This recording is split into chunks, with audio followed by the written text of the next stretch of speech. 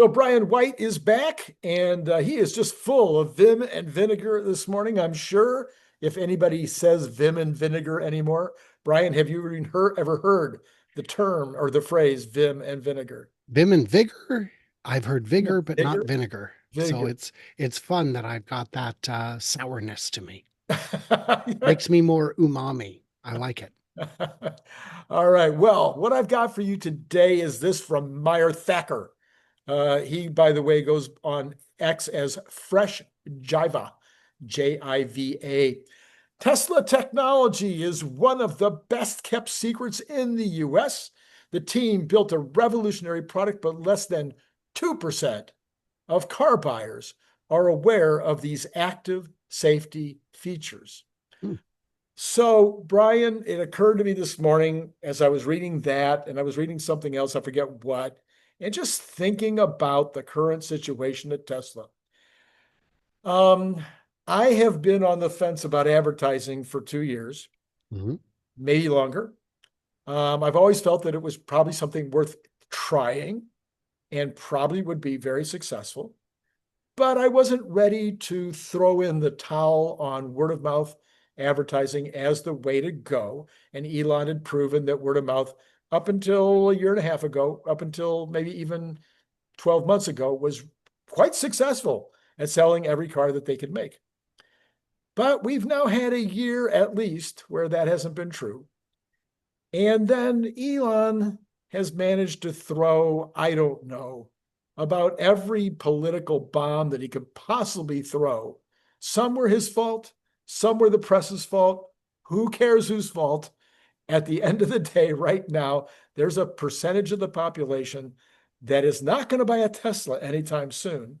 And this is hurting sales. But but there's also things that are hurting sales. There's an economy that the car economy right now is not great, hasn't been great for that year and a half. There's competition. The competition has arrived. There is at least some EV competition out there that's pretty strong. There's, but I don't even care what the reasons are. The truth is, we're not selling every car that we can make. So now we get back around to the question, is it time finally to try advertising? Or, and here's the or, should we wait and see how robotaxi plays out and the introduction of unsupervised driving? And then maybe we're back to where FOMO, I mean, where um, word of mouth is all that's necessary. I'm on the fence again. What do you think? It's time. It's absolutely time. There's a couple of reasons for it. One day I was at Costco and out of the blue, I mean, there was nowhere to sit. I saw a guy looking. I said, just sit down, just sit with us. It's fine. And we struck up a conversation. He was a car buyer. He was looking to buy a car. I said, what? Because something cheap, Camry, Accord. I said, have you looked at the Model 3? Nah, I can't afford it.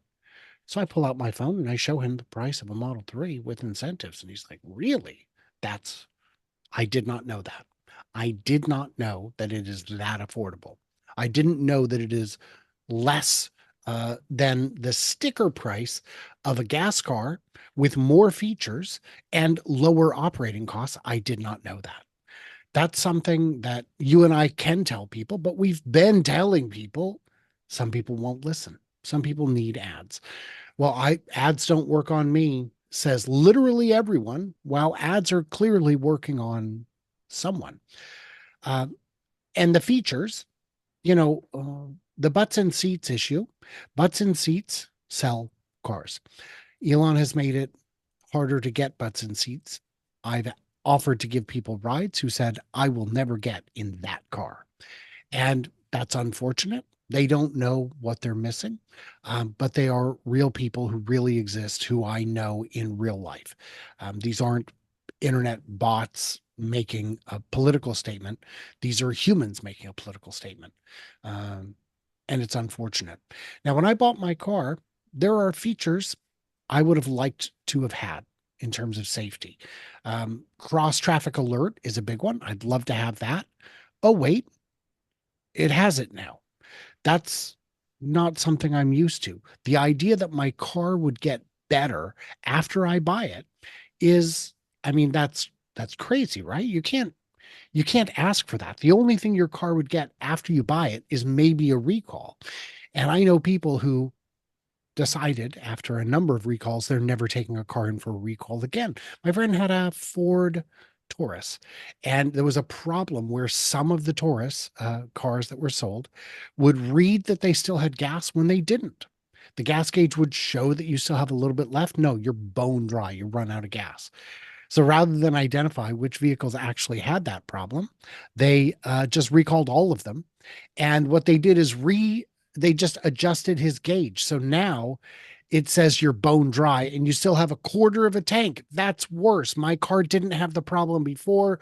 It has you introduced a new problem. They wouldn't do it.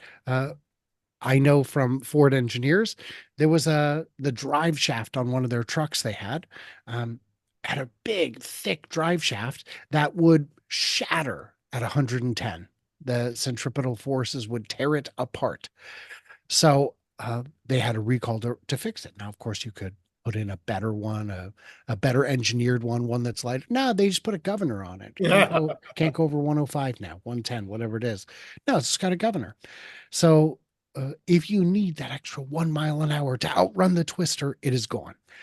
Tesla doesn't do that. Their updates actually make the car better. It actually makes the car safer. It actually makes things more fun, more interesting, more useful.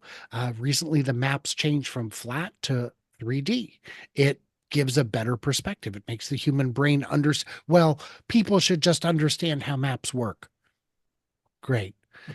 But let's not try and change all people. Let's just make a simple UI fix that makes all people just understand it. The reason your toddler is so good at an iPad isn't because the kid's a genius. Maybe the kid is. It's because the people who designed the user interface are geniuses. And people don't know that Tesla has that level of engineering. Yeah, so okay, so advertising, I've always talked about the idea of trying to go to a couple of the TAMs that are underrepresented, which would be the states in the states in the United States that are clearly only at 2% or 3% adoption. Now there's, two schools of thought on that. Do you go where you already have a lot of adoption because people are already used to the car and it's just they haven't bought one yet? Or do you go places where there's no adoption? But those things can be tested. What are there any particular areas or approaches to advertising that you've thought of or over time that you thought would be a good direction? No, because that is beyond my skill set. I would trust someone like you who has actually done advertising, who's actually done product development and sales to have a better idea and understanding of that. I think people just don't know that it's as affordable as it is. There are still people today who go, "Ooh, fancy car. What? I didn't know you had $80,000 to spend on a 3 or Y." It's like, you really think they're that much? Um, there are people who don't know how safe they are. There are people who don't understand how easy they are to drive. It is the easiest car you've ever driven. My kids are, hesitant to drive. And my wife is hesitant to drive. I say, look, don't worry. It is the easiest car. And they just won't do it. So Okay. you gotta start advertising, Randy, to my family, and then I'll let you know how it goes. All right. So the other part of advertising, or the thing, the what do you want to call it? The flip side of advertising is PR, free advertising. It's sometimes referred to, but PR has about three major categories, and one of those categories is proactively getting vehicles into the hands of the press or getting information into the hands of the press, getting pictures, videos into the hands of the press so that they have B-roll, those kinds of things. Then you have the part of PR that is about responding, reacting. Some people call it the war room. So you're responding to things that happen. The press has somebody to call to ask what your response is when you're going to do when they're going to do an article about you. And then there's a third, which is reputation management. So you have specialists in reputation management who might have a situation where I don't know the president of the company, the CEO of your company, has given a love hug to a crowd that has been misinterpreted as a Heil Hitler symbol. And so your PR department immediately goes to work to undo the damage and to try to convince the press, at least, that this was a ridiculous idea. So that's the PR department. They What are have you doing, a man? PR department. What do you think? Is it time for a PR department? I'm trying to figure out what you're doing. The I mean, are we going there? Is that what we're doing? This was a disaster of epic proportion, handled as badly as a human could possibly handle it. If he made a mistake, he needed to apologize. If he didn't make a mistake, people need to see that. A PR rep would have said, get out in front of it, address it, apologize, say, look, it wasn't that. But the people who wanted it to be that, the bad people out there, saw it and said, yep, he's one of us. And then instead of saying, no, I'm not one of you, he said, look at people being so mad. That's messed up. They need PR, definitely. They need to get out ahead of things. They need to have contact with the right people. When a product event happens, especially one in Southern California, why on earth would Randy Kirk not be on speed dial? You are there.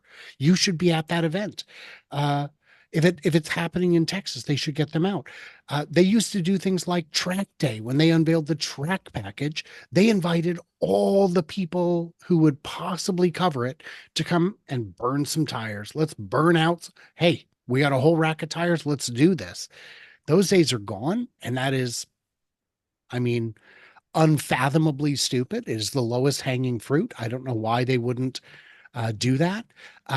When they have events, it's chaos. Who gets into them? How? I mean, the answer is most people, most of the time, but there's big misunderstandings about it. And some people who should be there aren't, and some people who shouldn't be there are. So it is, Elon is of the mind that PR doesn't need to happen because he speaks English and he'll handle it. But it's too many jobs. A good PR rep is 100, 200,000 a year. If that's all Elon's time is worth, is the equivalent of 100 or 200,000, I mean, we need a different CEO. Obviously, he's worth more than that. You also know how to sweep the floor. Hire janitors. Let the janitors do that. So, I mean, that's my thought. There's a kind of a rule of thumb in the PR world that says that the same amount of space in a magazine, newspaper, online, wherever it happens to be, the same amount of space of a PR release is worth 10x what an advertisement is worth. I believe that. I believe that. That's because the consumer looks at that as news as opposed to advertising, and it just has a much more believable aspect to it, and they're more inclined to read the whole thing. So just the ability to put out huge amounts, and I was kind of impressed. What was that, about a year ago, Brian? Tesla said, "Look, we've hired some video people. We've hired some folks to do videos."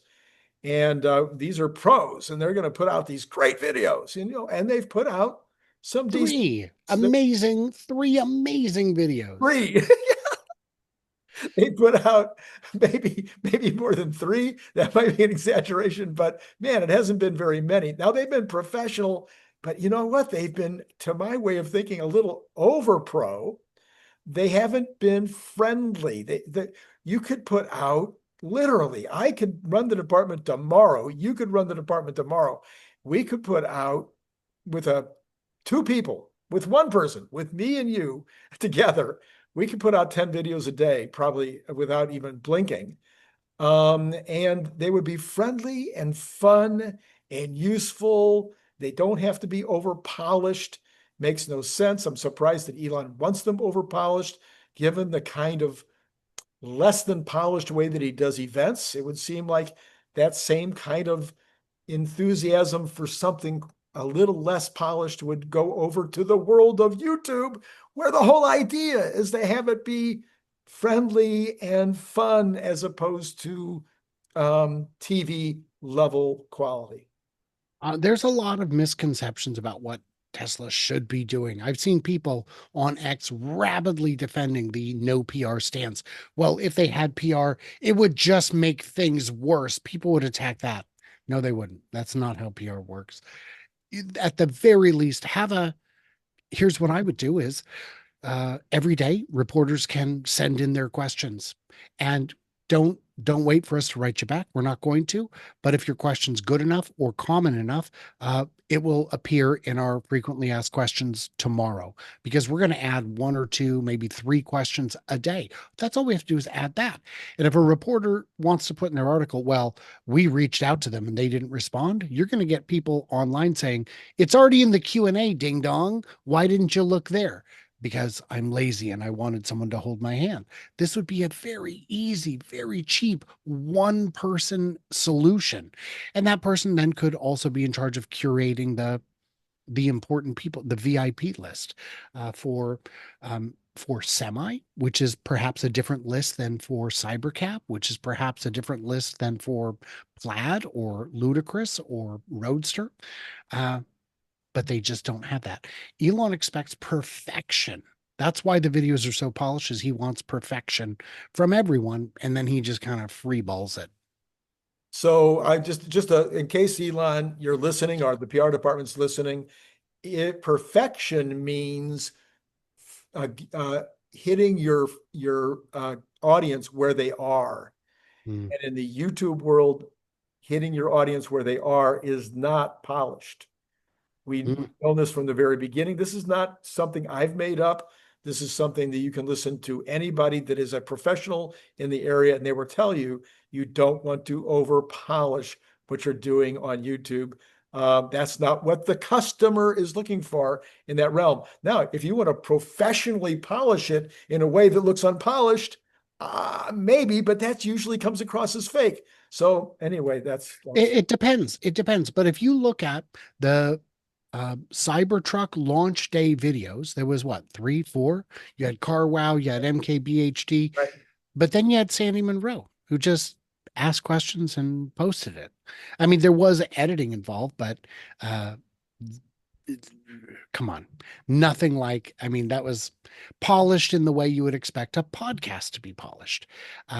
Not in the way you'd expect like a high production value video. That was not high production value.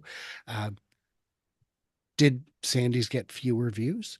I'll tell you right now, Sandy's may have had less views, but it had more watch time because it was longer, because you could do 30, 40, 50 minutes and people would watch it because it was authentic and it was good questions. And Sandy's a very sharp guy. So yeah, I'm going to agree with you there. Polish has a place, but raw has a place. And then there's the possibility that's never been tried either, which is where either Elon himself or high-level C-suite folks would be available to, I don't know, shows like yours and mine.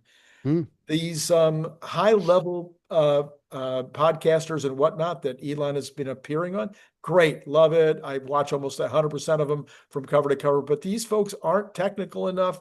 They don't know enough about the real world of Tesla to be able to ask the questions that the insiders would like to have responses to. But there's a bunch of us. I would say there's at least 20 of us in the YouTube community that would be able to ask questions that would be far more insightful, far more interesting. And hey, once a year, once every other year, maybe it'd be okay to throw the community a bone, and give somebody a shot at asking the questions that are on all of our minds. It's been, I think, 3 or 4 years since Rob Maurer was promised an interview, and 2 years since Dr. Know-It-All was promised an interview. Those aren't happening. It's crazy. I mean, I get that you want to reach a new audience. That's great. You go on a big podcast. That's great. But some of the shows he goes on are not big. They're only big because he's there. That would work for literally anyone. And it's bad enough that they don't understand Tesla. But when you've got Joe Rogan asking, can't you power a Cybertruck with solar panels? while it's driving. It shows that he doesn't understand physics, like the most fundamental part of physics, that is how many photons per square meter strike this planet. Um, and Elon was saying, well, when we reuse rockets, wait, what's this about reusing rockets? Okay. Okay. So you found the worst person to ask questions of of an engineering type. I get that Joe Rogan's popular, but uh, I I think that was a waste of Elon's time, certainly a waste of his talent. And I'm sure the Joe Rogan fans will light up the comments telling me how I'm just not clever enough to understand the bit. And maybe that's the case, but um get Elon in front of Randy, get Elon in front of Dr. Know-It-All. But hey man, missed opportunities. The cars sell themselves, except that we have surplus production capacity and they're not selling themselves the way they used to. So I think, Brian, that you and I have agreed almost 99% of the time today. That doesn't make very good videos. I mean, we're supposed to be at each other's throats, right? Hang tight. I can do this. I've got it in me. I've got it in me. Um, yeah, I'm unprepared. I'm unprepared. Oh, no. Um, you know what? I'll just say it. I don't trust full Randy driving. There. You I wanted know. controversy? You got it, Kirk. Hey, listen, you and my mother both. Okay, listen, That's fun. it is My grandmother never drove, but my goodness, did she know how to stomp on the imaginary brake pedal on the I'm sure passenger she side? did. Yes. All right. Listen, yeah. So we agree. It is time. It's no longer debatable. It's no longer maybe. A PR department is an absolute necessity. Dumb not to have it. Better YouTube videos that are addressing the YouTube crowd by doing something friendlier, something less polished. That's an absolute necessity, and way more of them, like daily, two a day. More, they could do so many videos. And then number three, yes, it's time to test. It's just a test, Elon. Test advertising. Throw something, not advertising in these little tiny, niche markets and whatnot. No, throw something up on a Trade show thing. pamphlets. Throw something up on the Good Wife. I don't know. Put something up on a show that people are paying attention to, and see if it gets folks to drop by the service, the sales centers. Brian, that's all I got. I Thanks. think that's a good place to leave it. All right, then follow him on Futuraza and follow me wherever I am. It's been great talking to you.